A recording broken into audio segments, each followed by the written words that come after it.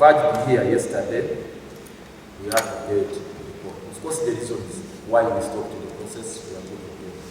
So we are here, we want to probe those issues. Why the delay? The chairperson of the evaluation committee, which committee actually comprises of other directors. The chairperson is Vincent Attain, and he's also the director of physical planning. We tasked him to give us the report, together with other members. The director, Rigo, Frank Abusa, is one of them. So they were supposed to furnish us with the report. First of all, they had to explain why there was inordinate delay in finalizing the processes. And thereafter, they give us a report. Obviously, there was no satisfactory explanation as to why there was that lackadaisicality and inordinate delay. There was no convincing reason. We left it at that. Then we said, going forward, what is it that you people have done? Number one, they reported to us verbally that they have now finalized their report and that they were submitting it. Actually, they had submitted it to the contracts committee, which was scheduled to sit yesterday. The contracts committee is headed by Abe Muganya,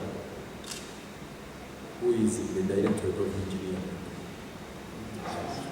No, human resources. Is it human resources? Is the deputy director of human resources? Abe Muganya is the chairperson of the contracts committee. So they indicated that after knocking off 21, they remained with only one, which at least had some reasonable standards compared to the rest, in line with the criteria that have been set. Unfortunately, this is what baffled us. We asked them, where is this land? They said, no.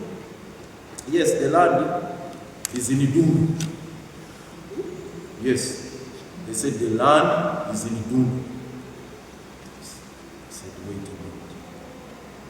Are you repurchasing our own land, which we already own in Idungu? We have 136 acres in Idungu. We are taking a decision not to use Idungu as a dump site or a landfill for reasons that were presented to me. One of which being the long distance, 42 kilometers. It's a long distance. It's in Mukono. And the criteria was very clear. Within a radius of 43 kilometers from the post office. I don't know whether it is still there, because we used to measure the distance from the post office, Kampala. 43 kilometers. Now we are talking about Dum, which is 42 kilometers. They said, but this is a very good land. If you visited it, you will also appreciate. Actually, they said, you'll admire it. It's very beautiful. I said, we already have 136. What baffled us the more is the revelation they made that actually they had approved purchase of that land at a whopping sum of 250 million per acre. 250 million per acre. Meaning that if we were to purchase 200 acres, that would translate into 50 billion Uganda shillings. What happened? Yes, to cut the long story short, after a rigorous exchange there, we came to a consensus that that land also shouldn't be built. We resolved that you people revisit whatever you are doing and take an appropriate decision. They agreed and they committed themselves that they are going to make a recommendation that we re-advertise and invite for fresh bids. So as we stand today, this is the official position. As the institution, we are reopening the bids. We are starting the process afresh. So painful. We needed land as early as yesterday to be able to get rid of these piles of garbage in our city. But we had no choice because the process had been banned. It wouldn't yield the results we wanted. So we are constrained to take that decision.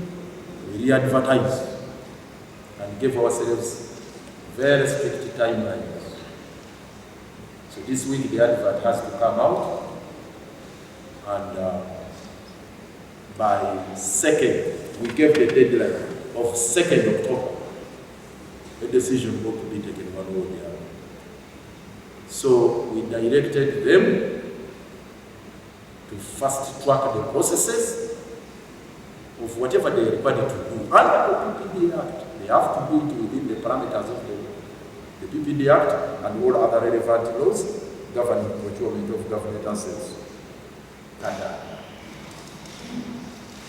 calling for leaders of all these entities, the municipalities within the metropolitan area,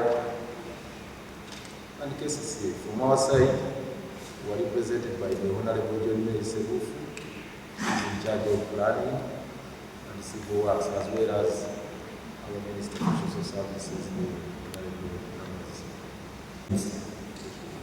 Did I hear you right? Come again?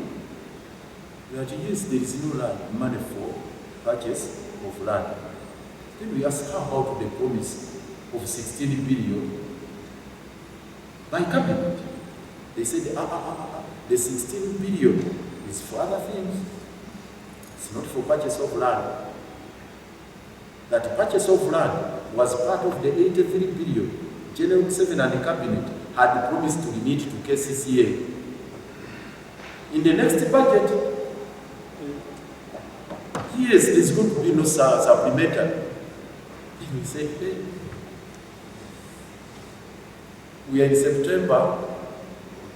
Ramadhan has already given me, the office of the Lord Mayor, or given us an invite.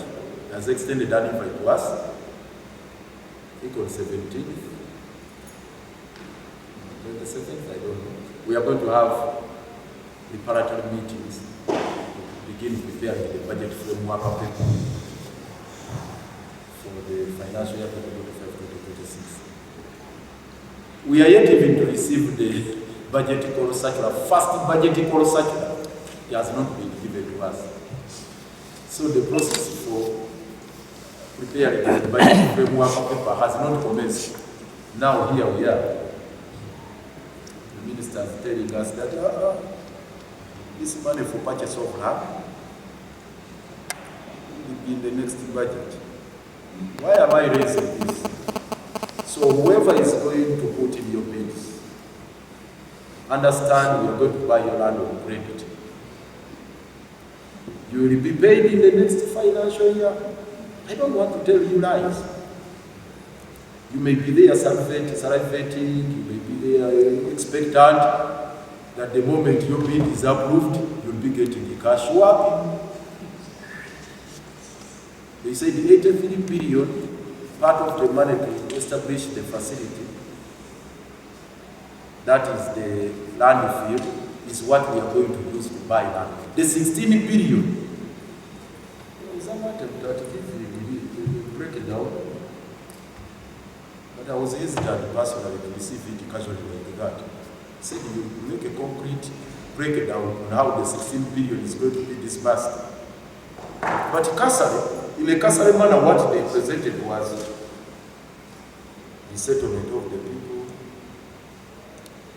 getting them from the tents, those who are there in the tents, what else? Oh, facilitating to reduce the slopes at Kitezi, that it's in a very deplorable and dangerous state, risky state.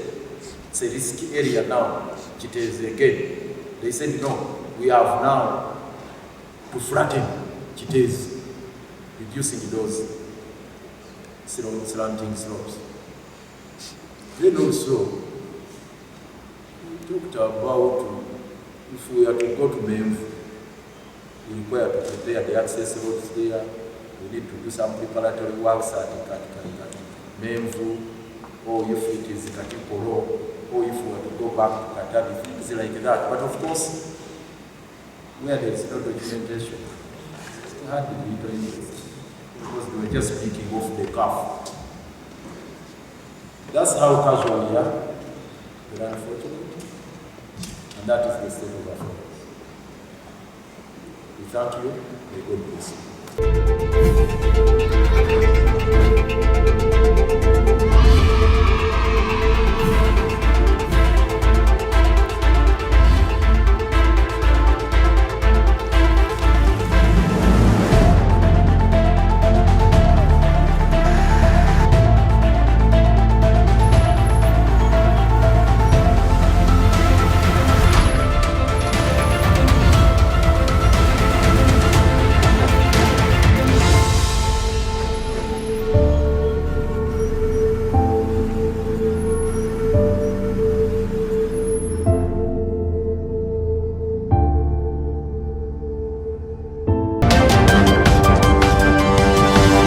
Audio